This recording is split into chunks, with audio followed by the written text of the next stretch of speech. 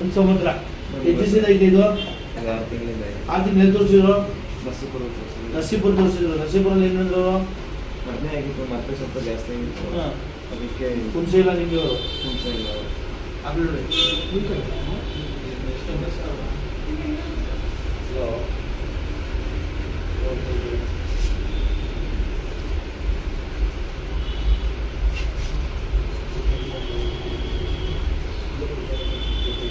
अगर 300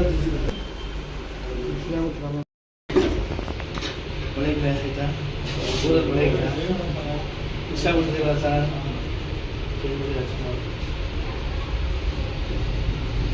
ನಿಮಗೆ ಬರ್ತಿದೆ ವಿಡಿಯೋ ನೋಡ್ಕೊಂಡೆ ಬಂದಿದೆ ಸರ್.